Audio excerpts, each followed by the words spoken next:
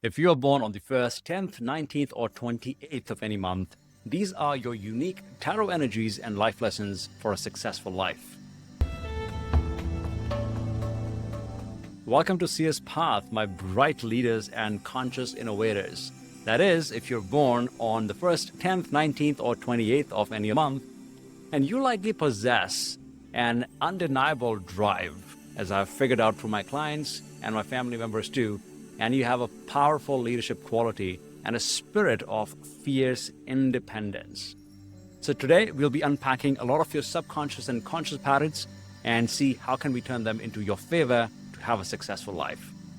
For those who are born on the 1st, you have the archetypal energy of the magician. And this is a very powerful card, by the way, because it carries a lot of tools with it. It has the willpower, it has the initiation power, it has the ability to manifest your reality. So you could be the pioneer or a self-starter, or you've always had all these tools around you that can help you bring your vision to life. But the shadow side is that you may often have an unconscious belief that you must always, or you always can, do it all by yourself, alone. Now, this can lead to a lot of isolation and can hinder your full potential, especially if you don't seek support, even when the life has to offer you support. If you were born on the 10th, which is the Wheel of Fortune energy, you probably carry the energy of destiny cycles, the inevitable flow of life's turning points. You see the wheels go up and down and up and down. So the shadow here is that there's a potential of reluctance to surrender to the natural cycles of receiving support. You may fear that acknowledging your external influences will diminish your internal magic, which is basically your need of wanting control over your life. So you might push against the natural rhythms of life, or the turns of the wheel, if you will, and instead of gracefully riding its currents, accepting the support that's coming to you. And if you were born on the 19th, your journey is powerfully illuminated by the beautiful energy of the sun. Now, sun represents joy, vitality, illumination of anything that's probably hidden. However, the shadow could manifest as a tendency to project an image of constant self-sufficiency, and this can result into expanded ego, if you will. But there's a lot of fear in asking for help, which may actually dim your perceived radiance if you are resistant towards the support of others. Or you may have fear around getting exposed in the form of your vulnerability.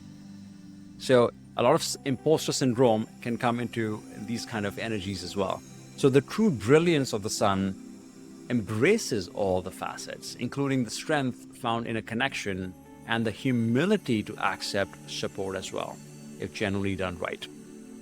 And for those who are born on the 28th, you carry this powerful composition of energy, which often experiences the magician, which is the drive to create the wheel cycle of the fortune of the life and the sun's desire to shine and lead in life. So the challenge often here comes with the integration of all these different facets. There's a lot going on here, right? And these are all powerful forces. So if you overshadow the necessity of collaboration and shared journey, it emerges as an opportunity area to look into.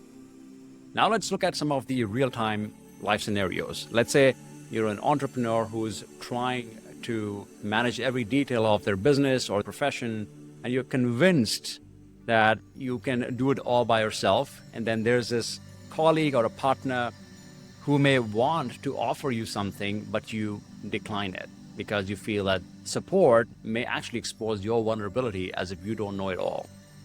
Similarly, if you're born on the 10th, you can relentlessly push yourself through challenges, through independently working, even if you're burnt out, you're exhausted, but subconsciously you're fearing that relying on others might diminish your effectiveness or your control over the situation or life. And if you're born on the 19th, then you might tirelessly work to maintain a very radiant, self-sufficient, extroverted energy and image. Perhaps you're avoiding vulnerability, and despite desiring a deeper connection with others, you may isolate yourself a little bit, placing yourself above others subconsciously. And if you're born on the 28th, there's a drive to manifest. You might unknowingly resist the very support system that could elevate your impact. So you may unknowingly resist the natural flow of support from the wheel, or remain in isolation rather than embracing it through a lens of collective joy and shared brilliance of the sun. Now, coming to a summary of your key themes that you can turn into your favor and your superpowers, actually. So number one is your conscious manifestation, because magician is a card of manifestation, the energy of manifestation. So channel your powerful will, not just into doing stuff, but into attracting the right kind of resources and support. See collaboration as another tool into your toolkit. So it's not about looking at people as tools, but seeing that they also have tools to support you. And this is about consciously inviting those who can amplify your efforts.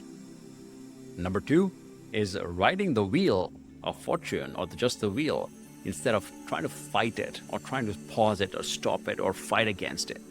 So understand that receiving is a part of the natural cycle of life. You give, you receive, you give, you receive.